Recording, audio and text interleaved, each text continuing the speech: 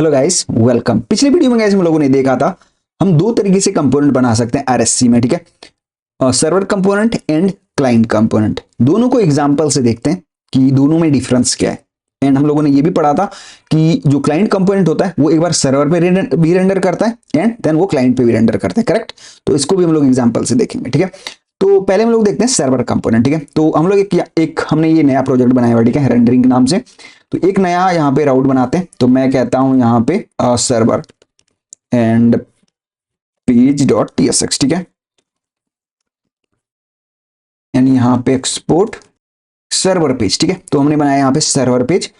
तो by default जो भी आप यहाँ पे पेज बनाते हो, जो भी कंपोनेंट बनाते हो, वो सर्वर कंपोनेंट ही होता है यहाँ पे।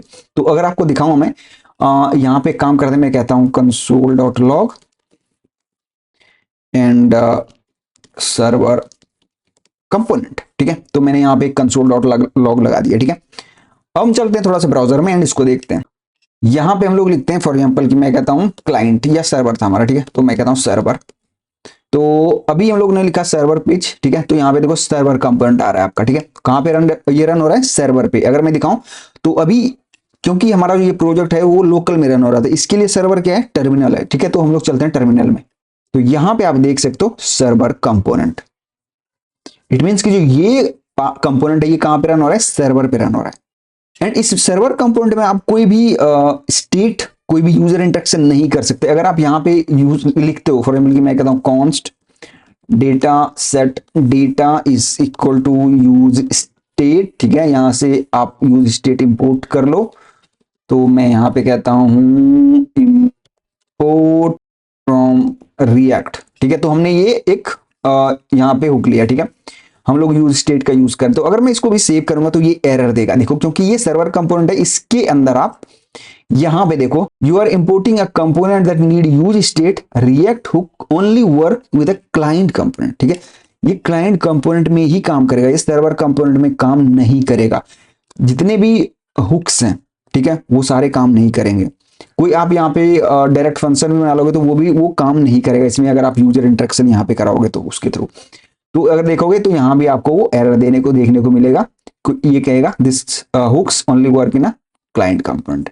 तो ये आप हुक्स वगैरह कुछ भी यहाँ पे यूज नहीं कर सकते सर्वर कंपोनेंट में। तो अगर अभी हटा देते हो, देखो परफेक्टली वो रेंडर कर जाएगा एंड वो चल भी जाएगा, ठीक है। तो यहाँ पे देखो सर्वर कंपोनेंट अगेन आपको प्रिंट करके दे रहा है यहाँ से, एंड ये रन हो रहा है सर्वर पे, क्लाइंट पे नहीं, ठीक है। ओके, तो अब हम लोग देखते हैं यहाँ पे क्लाइंट कंपोनेंट बना के। तो यहाँ पे एक राउट बनाते हैं। तो मैं कहता हूं client and page dot tsx and simple मैं इसको यहां से कॉपी करके पेस्ट कर देता हूं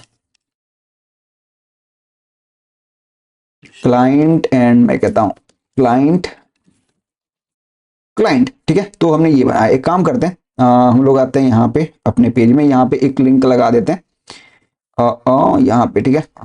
यहाँ पे कहता हूँ लिंक कंपोनेंट को यूज कर सकते हैं, करेक्ट। तो हम लोग यहाँ पे कहते हैं सर्वर एंड क्लाइंट, करेक्ट। तो यहाँ पे मैं कहता हूँ href में हम लोग क्या दे सकते हैं? तो मैं यहाँ पे सिंपल कह देता हूँ सर्वर एंड href में यहाँ पे हम लोग कह देते हैं क्लाइंट, ठीक है। तो हमने दो ये कहा दिया, मेन वाले जो पेज हमारा वहां पे हमने ये लिंक लगाया, ठीक है, सर्वर एंड क्लाइंट का। तो अभी हम लोग चलते हैं यहाँ पे, ठीक है, यहाँ पे आते हैं। तो अभी हम पहले चेक करते हैं क्लाइंट कंपोनेंट। तो मैं लिखता हूँ यहाँ पे क्लाइंट। तो हमारा क्लाइंट वाला पेज रेंडर हो गया। एंड जो हमने ये क्लाइंट कंपोनेंट बनाया, क्या ये क्लाइंट कंपोनेंट बन गया? ये क्लाइंट पे रेंडर हो रहा है? नहीं, ये अभी भी सर्वर पे ही रेंडर हो रहा है। ये तभी क्लाइंट कंपोनेंट बनाएगा जब आप यहाँ पे डायरेक्टिव यूज करोगे, यूज क्लाइंट। ये एक डायरेक्टिव है, ठीक है। अगर आप इसको यूज करते हो तो इट मीन्स कि ये जो कंपोनेंट है अब क्लाइंट कंपोनेंट बन गया। इट मीन्स कि ये कहां पे रेंडर होगा? क्लाइंट के ब्राउजर में, ठीक है। तो एक काम करते हैं, हम लोग चलते हैं यहाँ पे एंड हम लोग यहाँ पे लिखते हैं क्लाइंट। तो अभी देखो ये क्लाइंट कंपोनेंट बना। तो हमने क्या पढ़ा था कि जो क्लाइंट कंपोनेंट होता है वो एक बार सर्वर पे भी रेंडर होता है उसका HTML, ठीक है। तो हम लोग यहाँ पे आते हैं, चलते हैं टर्मिनल में दोबारा एंड यहाँ पे आप देख सकते हो, यहाँ पे आपको क्लाइंट कंपोनेंट दिख रहा है, ठीक है। इट मीन्स कि जो क्लाइंट कंपोनेंट होता है वो एक बार HTML इसका सर्वर पे भी रेंडर होता है, तभी आपको यहाँ पे ये इसलिए होता है। ये अभी देखो यहाँ पे एक चीज दिखाता हूँ आपको, यहाँ पे आते हैं, ठीक है। तो अभी अगर मैं यहाँ पे सर्वर कंपोनेंट पे क्लिक करूं तो देखो सर्वर कंपोनेंट यहाँ पे प्रिंट हुआ, यहां भी प्रिंट हुआ। ठीक है, अब एक काम करते हैं, यहां पे आते हैं, मैं करता हूं क्लाइंट पे क्लिक। ठीक है, क्लाइंट कंपोनेंट यहां पे प्रिंट हुआ, लेकिन यहां पे प्रिंट नहीं हुआ। ये इसलिए हुआ क्योंकि जब आप लिंक कंपोनेंट के थ्रू जाते हो, यहां से लिंक कंपोनेंट के थ्रू जाते हो, तो ये जो आपका कंपोनेंट है उसको यहां पे रेंडर करते हैं क्लाइंट पे। ठीक है, लेकिन जब आप इसको रिफ्रेश करते हो, जब मैं यहां पे आता हूं, जब मैं इसको रिफ्रेश करूंगा, देखो अभी नहीं आया ना यहां पे, अभी मैं इसको रिफ्रेश करूंगा तो ये सर्वर पे एक बार रेंडर होगा, इसलिए क्योंकि क्लाइंट को वो व्यू जल्दी से दिख जाए, क्लाइंट को ये वाला व्यू जल्दी से दिख जाए, इसलिए वो एक बार सर्वर पे रेंडर होता है एंड देन वो क्लाइंट पे आके रेंडर होता है।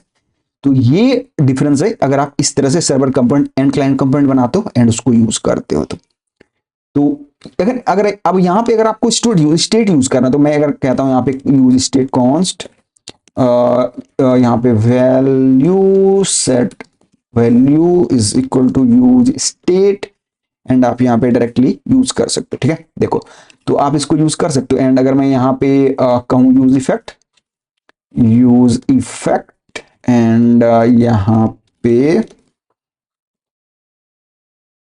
डिपेंडेंसी एंड अगर मैं सेट में वैल्यू सेट कर दूं, हेलो next.js, तो ये हमने सेट कर दिया। एंड अगर आप इनपुट लगाना चाहो तो इनपुट में भी लगा के ये वैल्यू को अपडेट कर सकते हो ऑन चेंज पे। ठीक है, तो अगर मैं भी दिखाऊं तो यहाँ पे हमारे पास HTML वो क्लाइंट पे किया हमने, करेक्ट, कहाँ क्लाइंट पे, हाँ, तो अगर यहाँ पे आना चाहिए था, इनपुट कहाँ चला गया, सॉरी इनपुट तो हमने लगाया नहीं।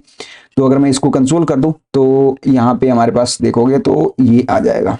तो यहाँ पे कंसोल करते हैं वैल्यू, तो यहाँ पे हमारे पास आ जाएगा हेलो next.js। तो इस तरह से आप क्लाइंट कंपोनेंट यूज कर सकते हो, इस तरह से आप सर्वर कंपोनेंट यूज कर सकते हो।